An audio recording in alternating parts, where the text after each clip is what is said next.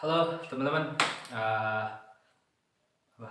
Salam. Oke, selamat malam, siang, pagi, sore, ya semuanya lah. Yang nonton ini kapanpun, semoga dalam keadaan sehat selalu ya teman-teman. eh Apa ya? Kok kondisinya sama ya sama video sebelumnya? Ya, kok bajunya juga sama ya? Jangan-jangan saya bikin baju ini hanya untuk YouTube ya. Saya nggak pakai baju ini di luar, jadi pasti tiap hari di laundry. Kok suasananya sama, malam gini sama, tempat duduknya juga nggak ada yang berubah gitu kan? Ya, masih ada plastiknya. Iya. Bisa jadi ada dua kemungkinan ya. Kalau kalian melihat video ini sama. Yang pertama, diambil di jam yang sama.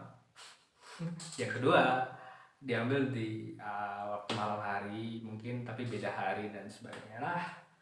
Apapun itu, kapanpun saya ngambil, mungkin bukan sesuatu yang harus diperdebatkan kali ya.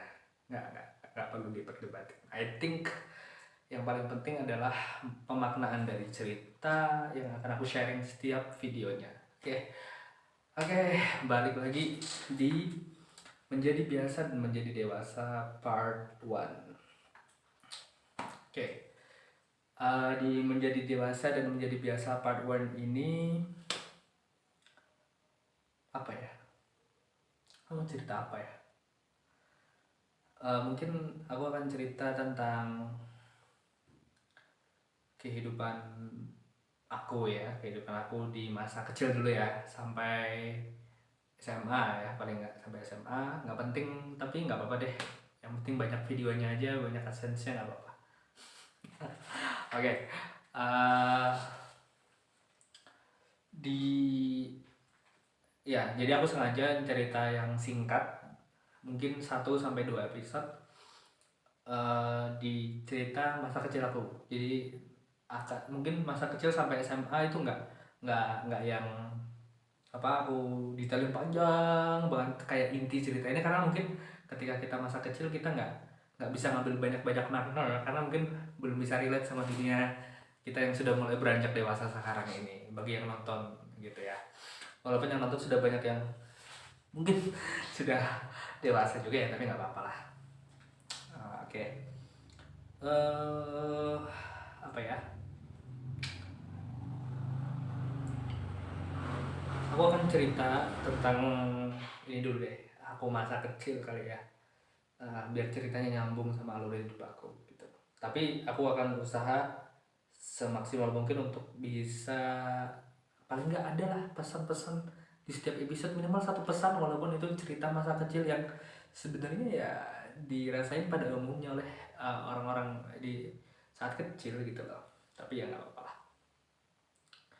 Oke, aku lahir di Samarinda teman-teman. Mungkin di video sebelumnya aku sudah sempat spill, aku lahir di tahun 99 ya, saat krisis moneter ya. Ibu aku seorang yang berasal dari suku Banjar ya, suku Banjar. Lahir di Kalimantan Selatan beliau. Lahir sudah dalam keluarga yang mungkin kurang mampu ya, bisa dibilang kurang mampu, karena memang hanya petani karet di pinggiran kota Amuntai, Banjarmasin ya. Ayahku juga sama. Uh, Bahkan ibu dan ayahku hanya lulusan SD dan SMP ya teman-teman. SD dan SMP. Dan I'm proud of mereka ya, karena mereka bisa membesarkan anak sampai seperti aku sekarang lagi S2. I don't know, like, sebangga apa mereka sama aku. Oh my god, bukan membanggakan diri sendiri ya, tapi kan ngerasa gak sih kalau di posisi orang tua aku yang notabene mereka bukan siapa-siapa, mereka nggak punya apa-apa, tapi mereka dikarenai mereka bisa menurunkan anak sehebat ini, mungkin pede banget, tapi I think akan jadi mellow. Oke, lanjut. Nah, mereka bertemu di Samarinda ya, mereka ya karena tadi pendidikannya nggak terlalu tinggi ya,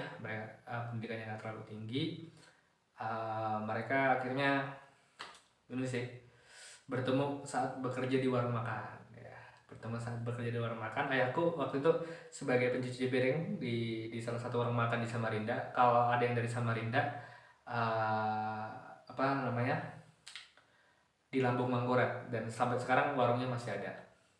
Ibu aku kerja juga di sekitar situ dan di warung tetangganya gitu loh. Nah, singkat cerita intinya mereka bertemu dan mereka menikah. Lahirlah saya sebagai anak pertama di tahun 99 waktu itu.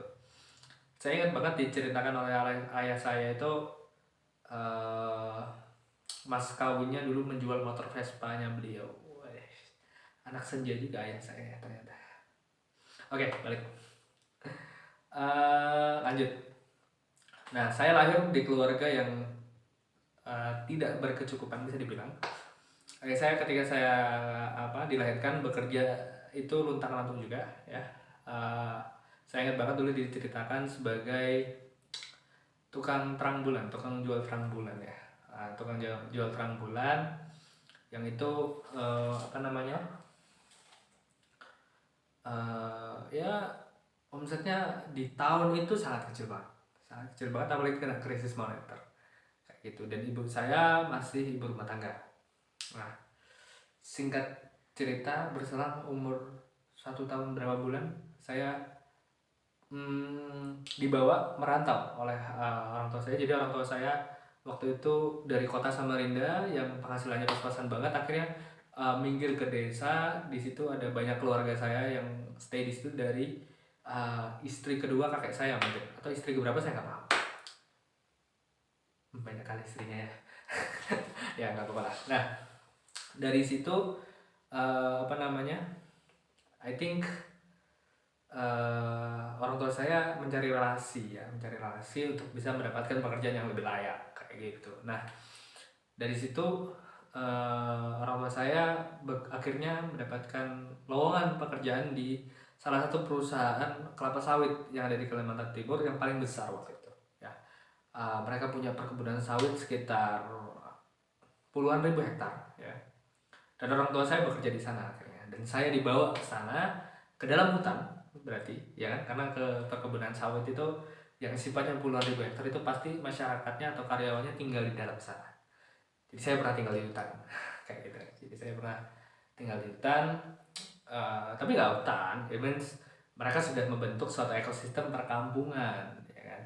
Mereka sudah membentuk suatu ekosistem perkampungan yang itu sudah terbentuk lah ya, sudah terbentuk dan sudah menjadi suatu lingkungan pedesaan ya, yang sudah dilengkapi dengan tentunya fasilitas-fasilitas sekolah dan lain ya, walaupun tertinggal sih memang karena di hutan gitu ya, karena di hutan dan sebagainya kayak gitu. Nah, aku akan cerita banyak-banyak karena aku akan potong terus ceritanya, aku detailkan, yang penting banyak episode dapat cuan. Oke, dan terima kasih teman-teman yang sudah subscribe, yang sudah nonton. Semoga cerita aku walaupun receh kadang tetap sabar ya, tetap sabar menunggu, karena memang aku suka potong-potong video. Jadi sabar menunggu sampai ke inti ceritanya nanti, entah di episode berapa, tapi nggak apa-apa lah, kita sering-sering ngobrol aja ya, kayak gitu. Oke, jadi cerita ini berakhir di situ dulu ya, di mana aku tinggal akhirnya di dalam hutan, dan aku kecil sampai aku umur golden age di usia sekolah, aku masih di sana gitu kan. Nah, nanti aku cerita lagi di episode selanjutnya tentang gimana sih aku di sana kecilnya dan sebagainya kayak gitu. Oke, mungkin menjadi biasa dan menjadi dewasa episode 1 kita cukup sampai di sini dulu. Nanti aku akan cerita lanjutannya di setiap episode. Oke, bye.